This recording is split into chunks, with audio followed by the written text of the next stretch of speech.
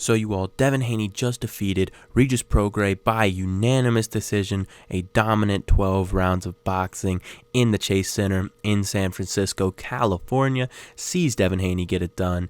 Absolutely incredible performance from Devin Haney. And I saw this coming. If you guys had watched my videos on TikTok, you would have known that I really thought that Devin Haney was going to win this fight.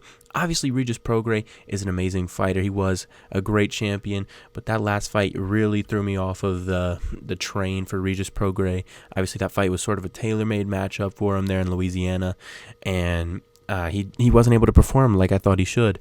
And Devin Haney, I know he didn't perform well in his last fight either, but he was fighting Vasily Lomachenko, so I do give him a pretty big pass on that one.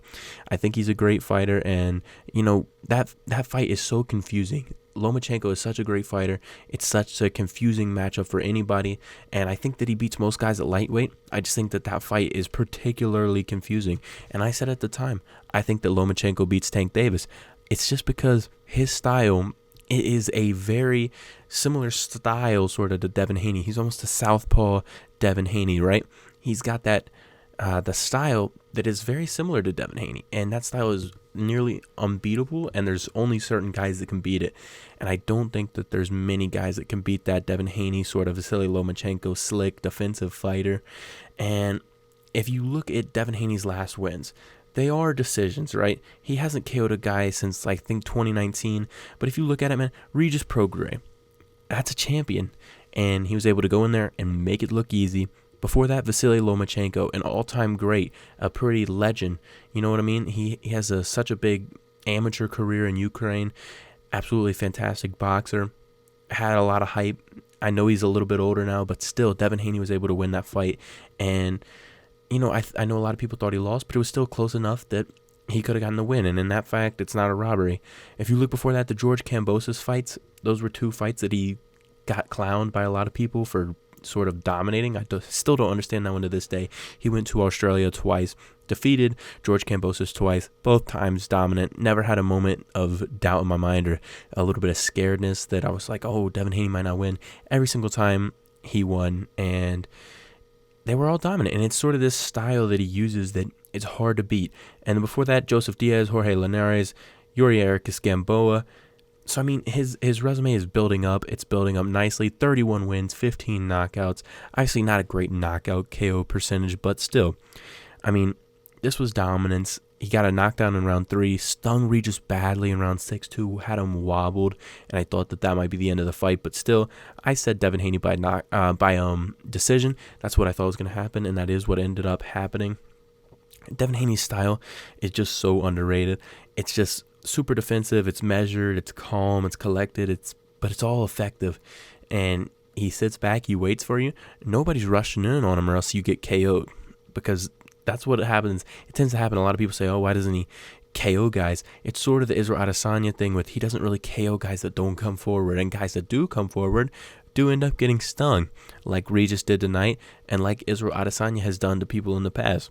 It's sort of this thing that they're not going to overly go crazy and try and knock you out when they're winning the fight. And so ultimately Devin Haney did that tonight, and he was able to win. And that's all that matters in boxing. And as I said, when he fought Vasily Lomachenko after that fight, a lot of people were down on him. And it was tough being a Devin Haney fan. I'm sure it was tough being Devin Haney.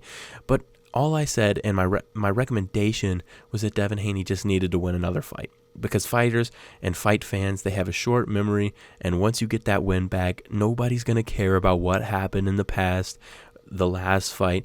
And again, tried and true, it happens after this one. Devin Haney ultimately is now being credited with a lot of stuff, and even people going as far to say is they're going back and looking at the Lomachenko fight and saying, oh yeah, he obviously won that, which I see now, and I always know this happens after fights when somebody loses or when somebody has a bad performance, then they come back, they make everybody forget about it. So all it takes is a win. Same thing with Paddy Pimblett. If he goes out there and KOs Tony Ferguson, everybody's going to forget about Jared Gordon, and especially if he continues his winning ways. That's sort of what happens with fighters. So that was my recommendation to Devin Haney. And then really what's next for Devin Haney is it's going to be tough. I think it's Teofimo Lopez. I think that's the fight to make. I think that, you obviously got Rolly Romero. That would just be a goofy fight to be made. There's no reason to have Rolly fight him. He's not going to be able to outbox him. That's a waste of a fight.